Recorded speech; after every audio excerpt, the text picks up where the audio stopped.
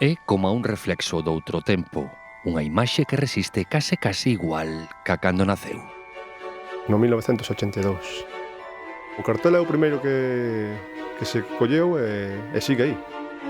Floyd, o Brummel, o Barón Dandy, pois sí que ainda se siguen vendendo moito porque, bueno, ao mellor porque non se encontran noutros lados máis modernos, estilo centros comerciales. Trátase da única droguería que queda na zona bella de Santiago. Xunto co Eno de Pravia son os que máis se venden. Eu teño pedra pómez, que é para as durezas ou eso, e despois hai pedra de pómez para limpiar a cociña. Un tipo de comercio de proximidade física e sorpresa temporal. Veñen aquí e, ostra, esta tienda que non se suelen ver, non encontras tiendas destas antiguas, así, unha droguería. Non podo decir o que pode resistir. Aixa, que si marcho choras, a que sí? Claro, todos, todos.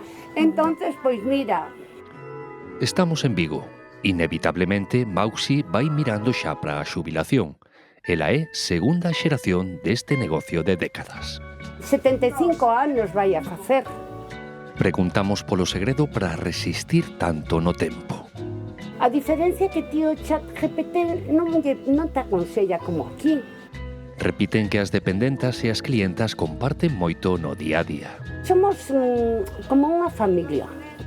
E tamén están os clientes. E veñen homes e todos lle chama a atención e te, pois eu vou levar un, que eu tamén son guapa, que sí? E ven xente moi nova e moi agradecida. A mercería seguirá quedando na familia. Eu sou a sogra e la é nora. Naiara é terceira xeración do negocio. Ao final é un oficio isto, non é un traballo calqueira que aprendes nun día.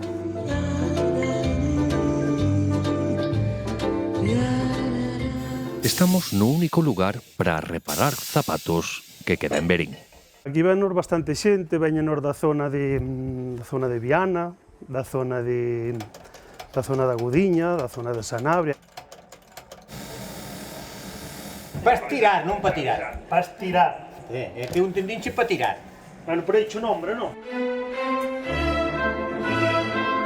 O que máis facemos é cambiar tapas, filis, pegaos. Traballo temos. Porque isto ao final fai falta, isto non sei o que fai falta. Tú, se che rompe unha tapa, queda que tirar o zapato, porque na casa non a vas a arreglar. E se non hai zapateiros, ao final vai ser de compra-tira. Aquí nas galerías, na calle Maior, somos todos unha familia. Yo vivo la ciudad porque me la dieron amada. Estamos agora en Lugo. Entramos nun comercio centenario. Hice varias carreras y eso porque estaba en una familia culta y cómoda, pero esto es un privilegio heredado. Un privilegio que está al lado de la muralla. Yo, de hecho, nací adosada a la muralla.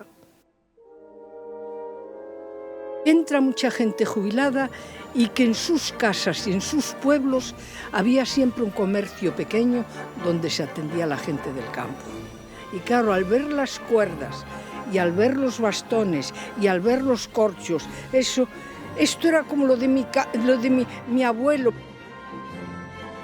Aquí aún hay algunas cosas antiguas que se vendían los sombreros de paja para los que iban a Castilla la Siega.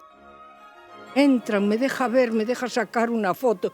Pues sí, es un establecimiento donde yo me siento feliz como ciudadana, como persona. Forma parte dos comercios de toda a vida que resisten. Unha viaxe ao pasado e xa se verá no futuro.